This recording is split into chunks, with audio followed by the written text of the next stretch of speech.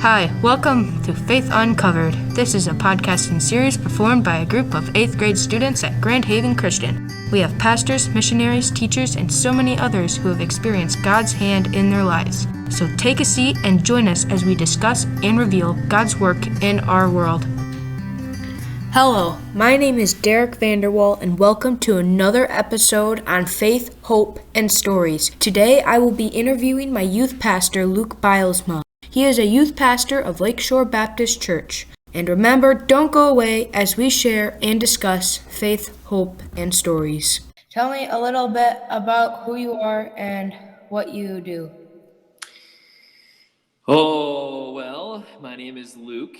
You knew that part. I have 4 kids and a wife, thankfully, and been married for 12 years. Pretty awesome. And so I work at Lakeshore Baptist Church, youth pastor, oversee the children's ministries. So I just kind of, part of my responsibilities is to take care of the youth and the preaching on Wednesdays and Sunday school and interacting with them as much as I can. And then with parents, and then also I kind of keep an eye on the children's ministries at our church as well, trying to help oversee that from a bit of a distance. So those are kind of the main 2 things I do. I do some counseling in there and some other things, but that's kind of the main stuff I work on. So yeah, it's a quick overview. Okay. And then my next question is, when did you first learn about God? As a kid, thankfully, I grew up in a Christian home, and my mom was a solid believer, still is today. Thank the Lord for her faithfulness, and through her testimony, and then through being part of the church. And one of the cool things, Derek, I don't even know if you know this, but I was a kid in our church and grew up in our church, was born and raised there. So from an early age, I was hearing about God, and so that's really a privilege. I'm really thankful for that. And then the next question is, what led you to surrender your life over to Jesus? It was a series of events. It's kind of there was a point in my life when I was younger, and I was just under the conviction of God, and partly out of fear, I think, of hell and dying and all that stuff. And so when I was like 5 or 6, I made my first profession of faith. But I don't think it really took root until my parents were going through a divorce, and it was a hard period in my own personal life. And I always look back to that as probably one of the times where I'm really starting to have to put my faith into action. And do I really believe this is real? And so that's when I think at that point, between those periods, maybe between 5 and 10, I really started to believe and trust and put my faith in Christ. Okay.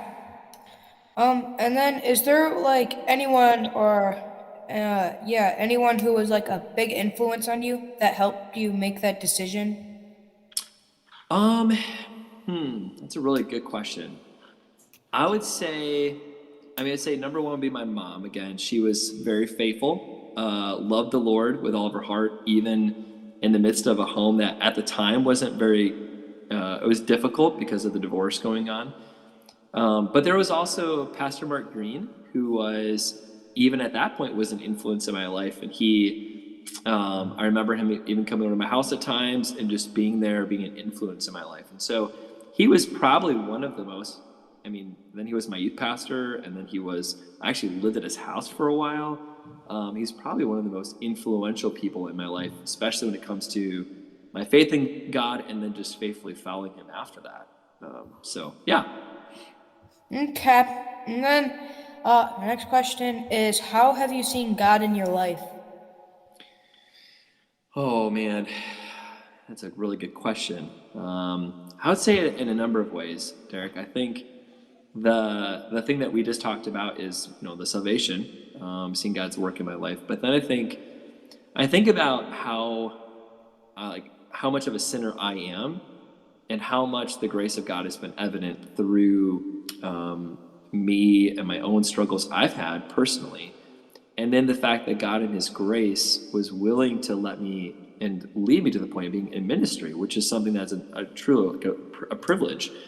One of my favorite testimonies in the Bible is Paul's testimony in 1 Timothy, and he's talking about the fact that I am the greatest sinner, like I am the chief of sinners. And then he leads into a song of praise to God because God was choosing to show him grace and mercy. And I think of that for my own self, and I think, I really am undeserving.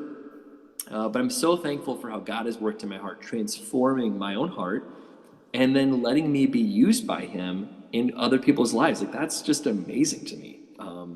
That he would have patience with me and then give me the privilege and the chance to be used in ministry with other people. And so I see him in that sense, and that I'm doing what I'm doing.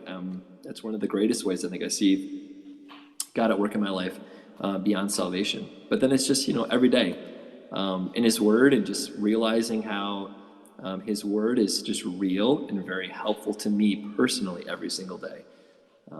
And then if I can just keep adding, the other side of that for me is seeing God change other people's hearts. And so as a pastor now, I get to watch people's hearts, like yours and others, who they grow and they change and they want to follow Christ. And I think, man, that's just so exciting to see. So yeah, those are just a couple of the ways.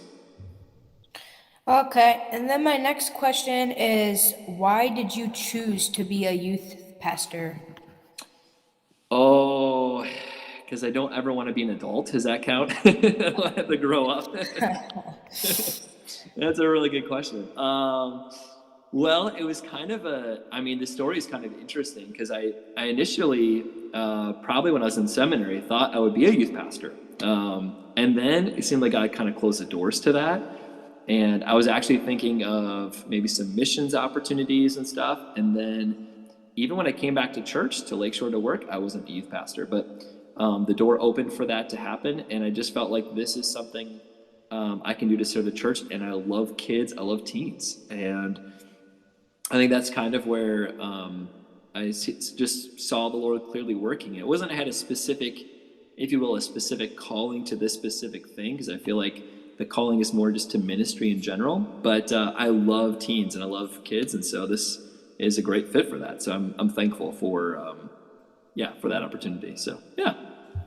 Okay, and what is like the best part of being like a youth pastor? Oh, the best part. Let me think about that one. Well, teens don't like coffee, so that's really sad to me. Most teens. So I've been trying to work on that, but no one is willing to like coffee. So the best part of working with teens would be, I think just their excitement for life.